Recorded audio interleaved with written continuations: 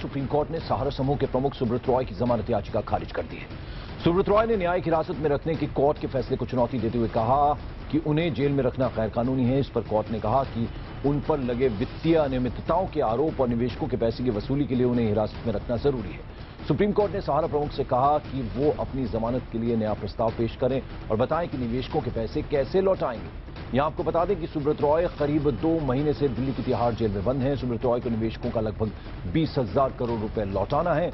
इससे पहले सहारा ग्रुप ने यह पेशकश की थी कि अगर सुब्रत रॉय को रिहा किया गया तो वो 1 साल के अंदर 5 किश्तों में सारा पैसा सेबी में जमा करा देंगे। सहारा पर फर्जी तरीके से 2 रिहायशी स्कीम के जरिए निवेशकों से पैसा उठाने का आरोप है।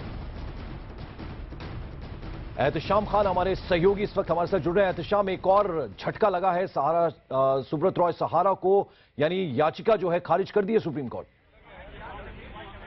पंकज, इसके लिए खुद सहारा जिम्मेदार होंगे, क्योंकि पिछले 2 साल से जो उनका रवैया है सुप्रीम कोर्ट में, इससे सुप्रीम कोर्ट सख्त नाराज था। कोर्ट बार बार ये कह रहा था कि आप कोई क्रेडिबल प्रपोजल लाएं, ऐसा प्रस्ताव लाएं जिस पर हम यकीन कर सकें और जिसको देखकर ये लगे कि आप वाकई में निवेशकों का पैसा लौटाना चाहते हैं। लेकिन सहारा बार बार जो प्रपोजल दे रहा था वो एक ही प्रपोजल को अलग अलग तरीके से घुमा कर दिया जा रहा था, जिसमें कहा जा रहा था कि हम 1.5 साल में, कभी 2 साल में पैसे को धीरे धीरे लौटाएंगे। तो सुप्रीम कोर्ट ने साफ तौर पे ये कहा था कि जब तक आप कोई ऐसा प्रपोजल लेकर नहीं आएंगे जिस पर हम भरोसा कर सके, तब तक आपको कोई राहत नहीं मिलेगी। आज यही सुप्रीम कोर्ट ने किया कि जो इनकी अलग अलग तरीके से सुप्रीम कोर्ट में गुहार लगाने का एक तरीका था कि कभी हेबस कॉर्पस पिटीशन फाइल कर रहे हैं, कभी ये चैलेंज कर रहे हैं कि आपको अधिकार ही नहीं है, सुप्रीम कोर्ट को अधिकार ही नहीं है किसी को जेल भेजने का, इस तरह के मामलों में। तो इन सब से शायद सुप्रीम कोर्ट नाराज हुई और जो पिछले 1.5-2 साल से लगातार रियायत दी जा रही थी सुब्रत रॉय सहारा को कि वो किसी तरह से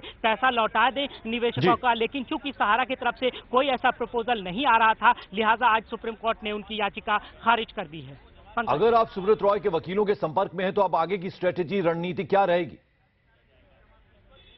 देखिए, जो कल तक हमारी बात हो रही थी, सहारा के जो भी वकील और जो उनके स्ट्रैटेजिस्ट जिनको आप कह सकते हैं, उन्होंने कम से कम 5-6 बड़े वकीलों को सुप्रीम कोर्ट में हायर किया था एक ही मुकदमे के लिए और अलग अलग तरह से दबाव बनाने की भी कोशिश कर रहे थे। उनका ये मानना था, उनको शायद ये लग रहा था कि शायद उन्हें राहत मिल जाएगी टेक्निकल ग्राउंड पर, लेकिन ऐसा नहीं हुआ। अब देखना यह है कि अगला कदम सुब्रत रॉय सहारा का क्या होगा। उनके वकीलों का यह कहना है कि अभी वो डिस्कस करेंगे इस बात को, क्योंकि उन्हें उम्मीद नहीं थी कि इस तरह का जजमेंट आएगा। उनको ये लग रहा था कि शायद उन्हें जमानत देकर कोई सख्त पैमाना लगाया जाए, लेकिन बिल्कुल ही रिजेक्ट हो गया। तो अब वो कुछ दिनों में शायद अपनी कोई नई रणनीति बना पाएंगे। इस बीच एहतशाम, एक प्रपोजल और आया था कि 1 साल के अंदर अंदर 5 किश्तों में जो है वो पैसा लौटा दिया जाएगा निवेशकों का यदि उन्हें छोड़ दिया जाता है, यानी वो भी सीधे सीधे रिजेक्ट किया है सुप्रीम कोर्ट।